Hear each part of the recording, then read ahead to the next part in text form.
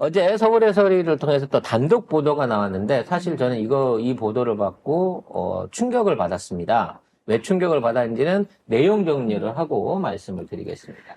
서울의 소리가 어제 영부인과 명품 그리고 청탁이라는 제목으로 방송했습니다. 내용은 최재형 목사가 김건희에게 명품을 선물한 시기에 여러 건의 청탁이 있었고 이 청탁을 해결하기 위해 공무원들까지 동원됐는데요. 최 목사와 김건희는 지난 2022년 1월부터 1년 8개월 정도 카톡을 주고받았는데 그 과정에서 여러 청탁이 있었습니다. 대부분의 청탁은 최 목사와 친분이 있던 그리고 대통령 취임 축하 만찬에도 참석했던 김창준 전 미 연방 하원 의원과 관련된 거였습니다.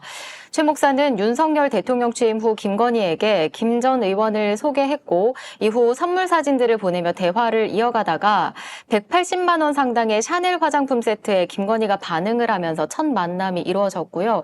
그리고 디올백을 받았던 3개월 동안 청탁이 집중적으로 이루어졌습니다. 사실 이 내용은 공개를 그동안 안 하고 있어서 서울의 소리가 왜 안 했냐면 이거를 공개하게 되는 순간 최재형 목사도 사법적인 처리를 받아야 됩니다. 받을 수 있겠네. 네, 이거 받을 수 있는 사안이기 청탁한 때문에 거니까. 청탁한 이 자체가 뇌물을 공여하고 뇌물을 이제 말하자면 준 거죠. 준 거고 뇌물을 주면서 청탁을 한 거기 때문에 법적으로 걸릴 수 있는 부분인 거예요. 그래서 저쪽에서 이걸 물고 늘어지게 되면 말하자면 이제 논개가 되는 거죠. 김건희를 국정농단으로 증거로 끌어들이기 위해서는 최재형 목사도 사법적인 처리를 각오를 해야 된다는 거죠. 물론 뭐 이걸 통해 가지고 이제 뇌물의 규모나 또는 청탁했던 내용 그리고 청탁이 이루어졌느냐 안 이루어졌냐를 따져놓고 봤을 때 25년형을 받을 일은 없겠습니다만 최소한 이러한 행위가 이루어졌다는 것 자체는 처벌이 될 수 있는 상황이는데 이걸 깠다는 거예요. 그러면 이분들이 얼마나 비장한 각오로 이번에 김건희 국정농단에 관한 내용을 보도하고 있느냐라는 점에서 여러분들이 이 희생 그리고 이 용기 있는 행동에 대해서 의미를 갖고 널리 알려주셔야 된다는 거죠. 그래서 근데 이게 중요한 거는 최재형 목사가 말하는 건 뭐냐면 김건희가 이 청탁을 받아들입니다. 그래가지고 대통령실 총무비서관실의 조목 과장을 최 목사한테 연결을 시켜줘요. 네. 즉 공무원을 동원을 해가지고 실질적으로 그러한 청탁에 대한 대응이 이루어집니다. 물론 그 과정 중에 뭐 절차적인 문제나 어떤 기타 뭐 여러 가지 사유로 인해 가지고 대부분은 드롭이 되긴 하지만 공무원이 나타나서 제가 이걸 알아보고 진행을 했는데 이것 때문에 안 됐습니다라고 하는 보고까지 해준다는 거죠. 이것 때문에 안 됐습니다는 국가보훈처입니다. 그러니까 적어도 대통령 총무실 비서관실하고 국가보훈처가 연결이 돼 있는 거예요. 국가보훈처는 나중에 보훈부로 됐죠. 부로 돼서 장관이 있는 직이 됐죠. 그 두 부서가 대통령실에 다 있었고 김건희한테 뇌물을 줬는데 김건희가 해가지고 대통령실에서 내려온 거예요. 이거는 국정농단이지. 그래서 디올백도 그렇고 그동안 제공했다고 하는 각종 물품들이 이제는 단순한 선물이라고 주장할 수가 없게 된 겁니다. 이것은 분명히 뭔가 청탁을 하기 위한 대가로 제공한 거고 그 대가에 반응을 했어요.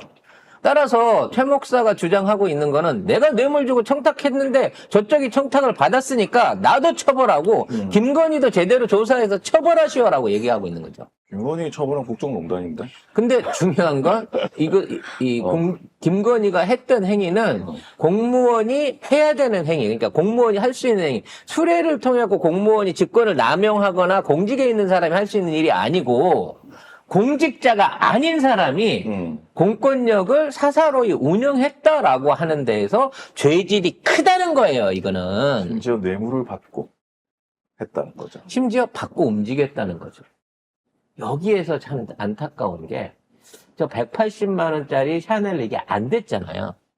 여기다 조금 좀 공작금 좀 더 쓰셔가지고, 1800짜리 에르메스를 넣었으면 이분이 자문위원이 되지 않았을까라는 생각도 듭니다. 그리고 문제는 김건희는 아무 권한도 없는데 대통령실이 움직였습니다. 그러면 이걸 수행했던 공무원들도 처벌 대상입니다.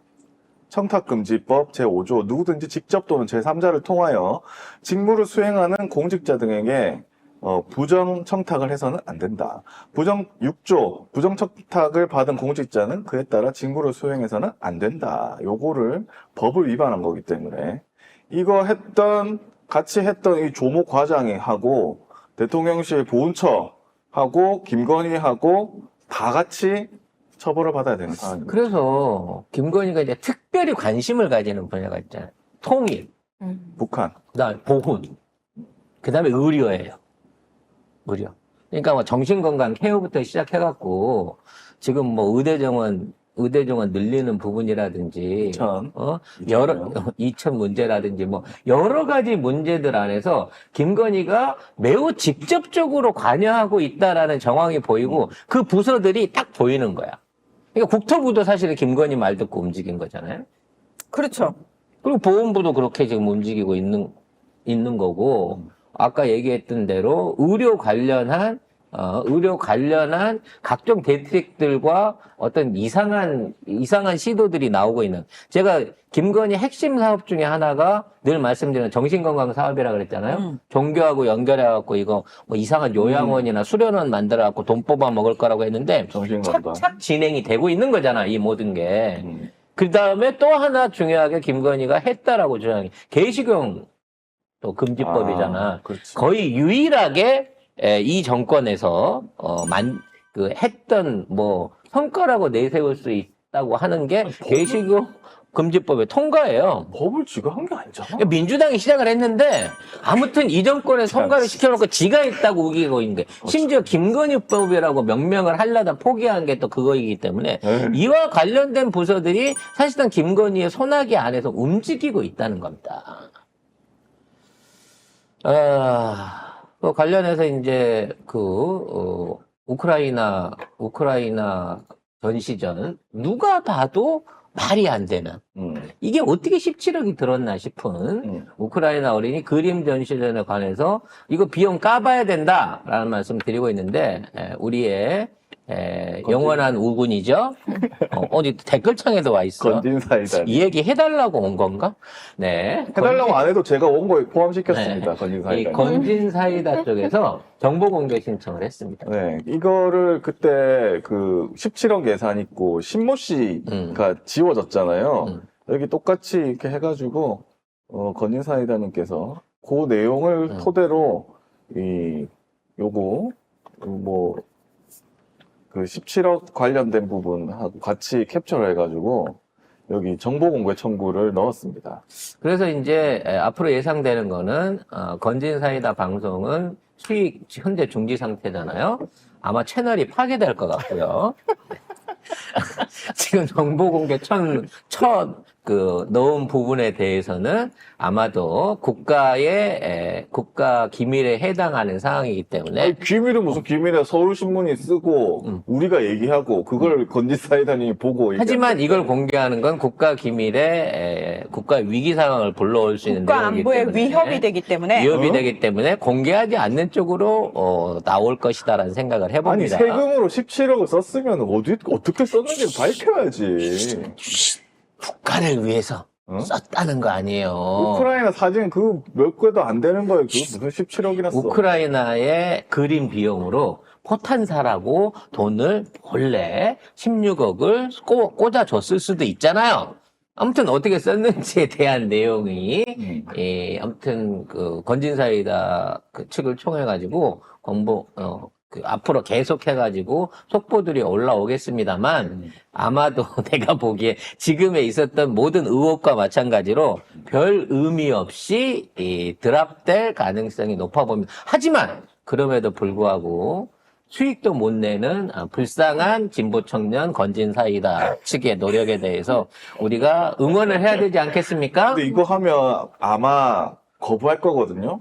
또 재판해야 됩니다. 그렇죠. 재판에서 이겨서 무조건 받아내야 돼. 이거 17억은 진짜 말도 안 되는 돈이야. 그러니까 이제 이거에 대해서 거부를 하게 되면 그에 대해서 또 재판 청구까지 들어가야 되기 때문에 수익도 없는 짜네. 건진 사이다가 힘을 낼 수 있도록 여러분 사이트 많이 찾으셔가지고요. 요즘 가서 보시면 이 독이 올라갔고 아주 건이 한 2년 전 그 이상한 망동부터 시작해가지고 진화론 요즘 최근 들어 이제 혹성탈출 4편 나오지 않습니까? 그거와 왜 그거 연결고리가 되는지 모르겠지만 그런 것처럼 여러 가지 이 독한 콘텐츠들을 만들어내고 있으니까 독해요. 네. 여기 진짜 독해요. 네, 많이 뭐. 찾아가서 여기 가시면 진짜 그동안 8형의 얼굴 8색조 변화에 대해서 지금 9색조잖아요. 8색조 변화에 대해서 이 모든 거를 다 보실 수가 있습니다. 독해. 네, 많은 구독과 응원 댓글 남겨주시기 바랄게요. 감사합니다. 어차피 수익 정지 중이라 뭐 여러분 찾아보신다고 해갖고 한 푼도 가는 게 없어요. 가서 많이 응원해 주시기 바라겠습니다. 건의 관련돼서 또 하나의 저격 포인트 그 저격수죠. 고양이 뉴스가 또 영상 분석 하나를 올렸습니다. 조금 뭐 빠르게 볼게요. 네. 1.5배속으로. 이게 평소 습관이 나와버린 김건희라는 영상입니다.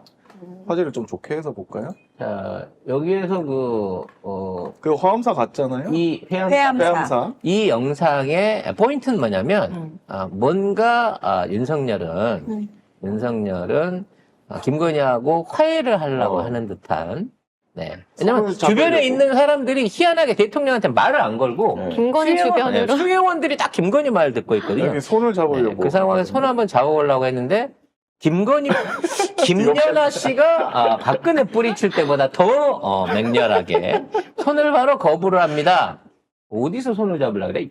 그러면서 갑자기 인사는 그러면서 중앙에서 모든 업무를 내려가면 되는데 인사를 동등하게 그거 김건희한테 하는 건가? 네. 뭔가 말을 자꾸 걸고 있는 것 같아. 화났어? 왜 그래? 화 풀어 이런데 그리고 나왔는데 뭐 이런 차문을 분위기인 거죠. 열고 이제 갑니다. 가고 도대체 이제 대한민국 대통령의 차가 왜 공식 의전차가 계속 운전을 발을 베이스인지 넣어요. 모르겠지만 김건희 갑자기 와가지고 자 잠깐 일로 와봐. 밀어. 등 떠밀고 갑니다. 자 좌측으로. 야, 인사해. 네. 야. 저쪽 가갖고 인사해. 가서 인사해. 어. 차에 들어가려다가 앉아서 갈라 그러는데 너 이리 나와 그래서 끌고 가갖고 자기가 어느 장소를 지정해서 어떤 인사들과 인사를 시킨다는 거죠. 대통령 이렇게 손으로 밀면서 공개적인 자리에서 이렇게 데려가는 사람이 있어요? 그것도 차에 발을 넣어가지고 이제 아니, 앉으려고 하는데. 아니 걸음을 똑바로 못 걷는 거고 쉽게 말하면 예전 같으면 나가 이거라도 시켰는데 그렇지. 지금은 말도 섞기 싫은 거야 김건희. 밀어 그냥. 그러니까 손으로 미는 거죠. 이게 뭐야? 말로 저리 가 어떻게 해라고 옛날에는 말이라도 걸었는데 이제는 얼굴도 안 마주쳐요. 아, 그러니까 김건희 많이 삐져 있는 거야. 그러면서 윤석열을 데리고 다니면서 머슴 부리듯이 네. 손 한 번을 안 잡아주면서 이리가 저리가라고 하면서 손으로 등을 찔러서 컨트롤하고 있는 거죠. 이런 모습은 나는 본 적이 없어요. 한 번도 어느 나라에서 난 대통령을 저런 식으로 손을 대는 사람을 본 적이 없다니까. 대통령한테 야 나가 이것도 웃기지만 그리고 막 박수 치는 것도 웃기지만 이렇게 공개적이어서 이거 밀어버린다고? 와. 그러면서 정말 놀라운 건 경호원이나 수행원이나 주변에 있는 사람들이 윤석열한테는 말도 안 걸고요. 사진도 안 찍고 뭐 물어보지도 않아요. 옆에 오지도 않아요.